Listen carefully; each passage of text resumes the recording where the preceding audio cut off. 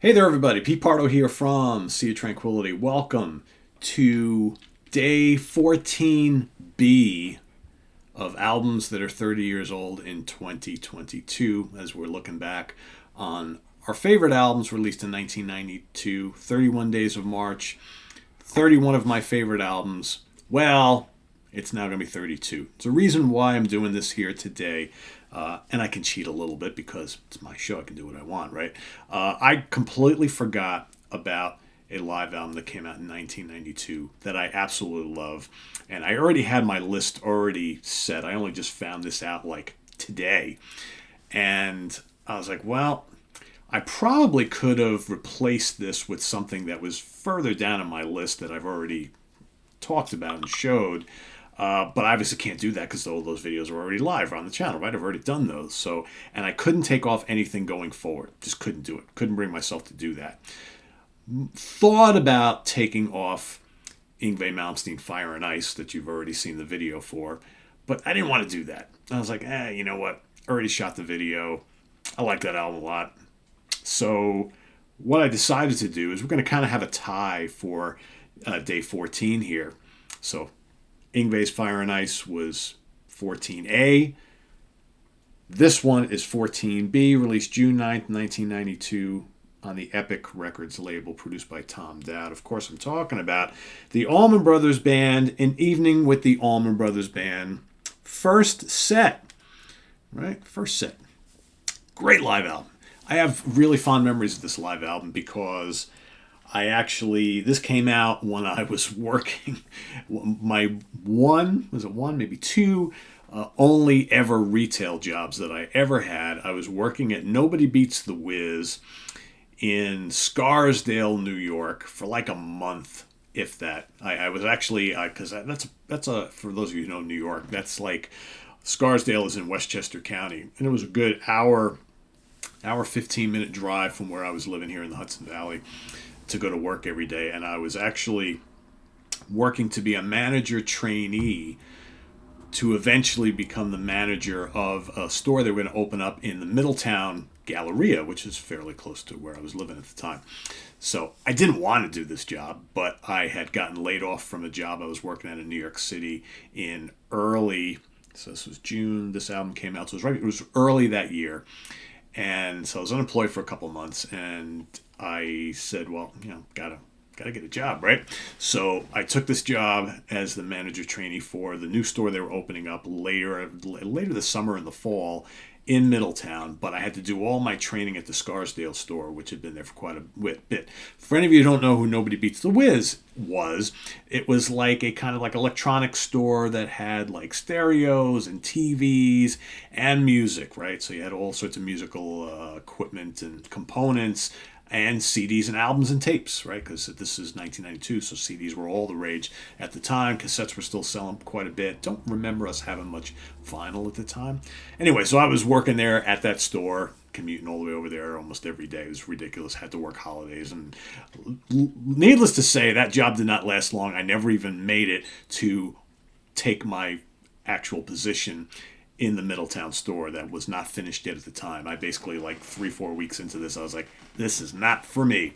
I got to get something else.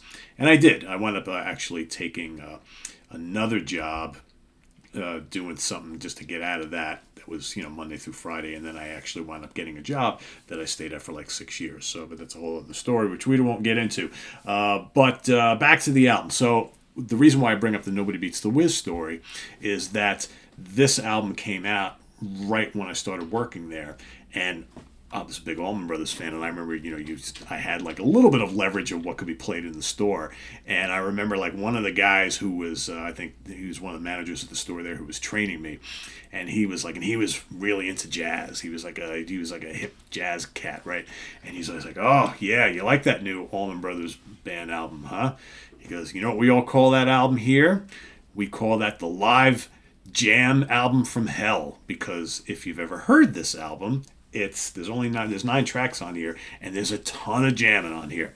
This is the big Warren Haynes and Dickie Betts coming out party together, right? The first live album featuring those two guys together. Obviously, Warren had been in the band for a couple of years at this point, but this was the first live album that we got from them with this particular lineup. And I remember, like, we played this in the store, and in this part of Westchester County, a lot of fairly wealthy people in that area, and a lot of them come in. There was a lot of jazz fans in that area, and they would come in. We'd be playing this and various other things that came out in 1992. We'd play the Alice in Chains, and they would be listening, hearing this piping over them, they would go and they would buy their Wynton Marsalis and all that kind of stuff. It was really humorous. And here I am, like this hard rock metal guy and loving prog and all this jammy stuff. And it was really interesting time period. But back to the album. So again, produced by Tom Dowd. This is Greg Allman on Hammond B3 piano, acoustic guitar, lead vocals. Dickie Betts guitars, slide guitar, lead vocals. J-Mo and Butch Trucks on drums and percussion. Warren Haynes on guitars and vocals, slide guitar, Alan Woody on bass. Of course, Alan and Warren would go and form Government Mule not too long after this, and Mark Quinones on congas. And then you got Tom Duchette on harmonica, I think, on one track. But anyway, some great live versions of new Allman Brothers songs and classics. You got End of the Line, which is a really good hard rocker from the then recent album. You got Blue Sky, a killer Blue Sky. I love the version of Blue Sky on here. Got absolutely ripping guitars, lovely solo guitar work from both Warren and Dickie, specifically Dickie. You got Get On With Your Life, Bluesy Get On With Your Life. You got Southbound, which is fun and funky. You got Midnight Blues, a very, very emotional Melissa. And then for me, kind of the epic track on this album at 15 minutes and change. This is like the big crescendo jam on the album, Nobody Knows, which is just absolutely terrific with some killer lead guitar work, especially by Warren.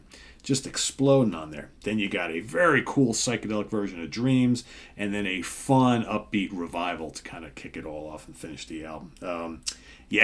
How I forgot about this, I have no idea. But I found a way to get it in, as I always do. So you get 2 for the price of 1 here today on day 14. Yngwie Malmsteen, Fire and Ice is part A. Part B is Evening with the Allman Brothers Band. First set. They would release second set a couple of years after this, which is also really good, although I like this one the best. But so there you have it. Let us know what you think of this classic live Allman Brothers album down in the comments below, and visit us on the web at www.seaoftranquility.org. We're on Facebook. We're on Twitter. Of course, we're here on YouTube all the damn time. Thanks for watching. I am Pete Pardo. We'll see you later on with more stuff, right? Hudson Valley Squares coming up tonight. 1992, since we're talking about 1992 all month, we've got an album war for you tonight. Coming up, Megadeth, Countdown to Extinction, going up against Pantera, Vulgar Display of Power. That's coming up tonight. Don't miss it. Hudson Valley Squares. We'll see you then. I'm Pete Pardo. Take care. Bye-bye.